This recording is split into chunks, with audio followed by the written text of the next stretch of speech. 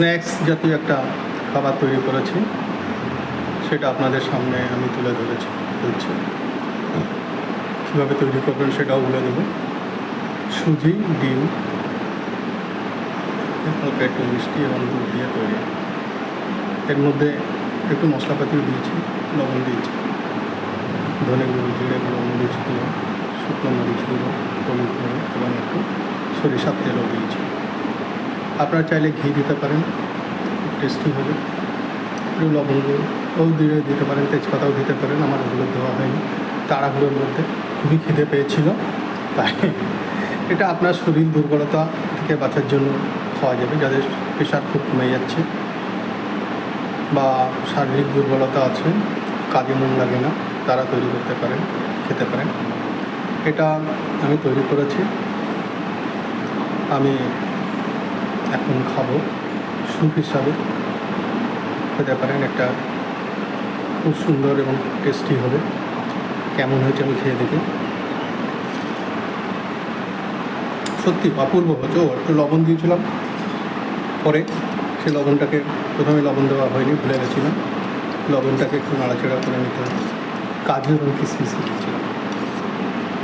আপনারা আরও কিছু দিতে পারেন, ভালো লাগবে। বানাবেন যাদের শরীর বিভিন্ন কারণে দুর্বল, প্রেশার কমে যাচ্ছে, ফল করছে, মাথা ঘুরছে, তাও খেতে পারেন। স্বাস্থ্যসম্মত ডিম, দুধ, দুটোই সুষম খাদ্য। সুষম, যার মধ্যে সমস্ত পুষ্টি গুণাগুণ বর্তমান। তো সেই ডিম এবং দুধ দিয়ে একটা সুন্দর পুডিং জাতীয় খাদ্য খাবার করেছি আমি। তরল প্রকৃতির হয়েছে, চাইলে আরও একটু গাঢ় করতে পারেন, আরও গাঢ় করে দিতে পারেন, খুব ভালো হবে। করে খাবেন, বলবেন কেমন হয়েছে। আমার তো খুব ভালো লাগছে।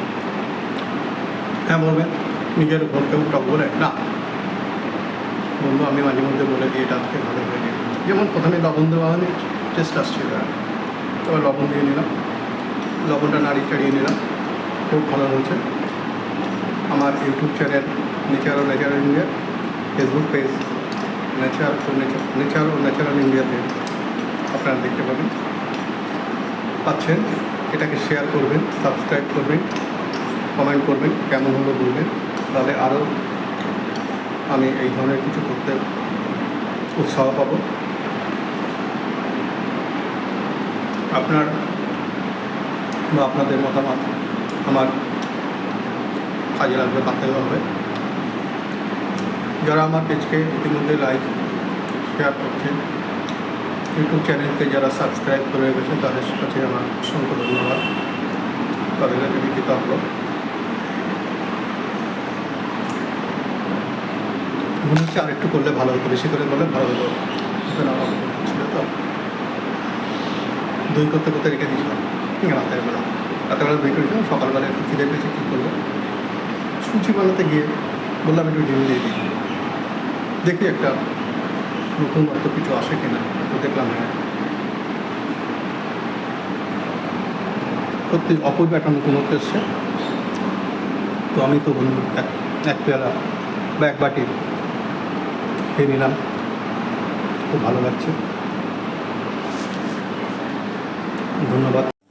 দুধ, ডিম, কাজু, কিশমিশ, সুজি, একটু হালকা গুড় দেবো, দিয়ে একটা বিশেষ পদ তৈরি করব স্ন্যাক্স হিসাবে বা সকালের টিফিন হিসাবে খাবার জন্য। কাজু কিশমিশ দিয়ে দিলাম,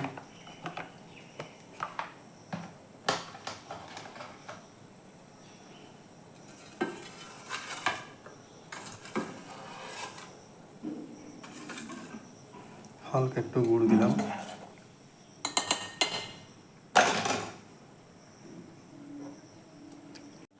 দুধ, ডিম, কাজু, কিশমিশ, সুজি, একটু হালকা গুড় দেবো, দিয়ে একটা বিশেষ পদ তৈরি করব স্ন্যাক্স হিসাবে বা সকালের টিফিন হিসাবে খাবার জন্য। কাজু কিশমিশ দিয়ে দিলাম,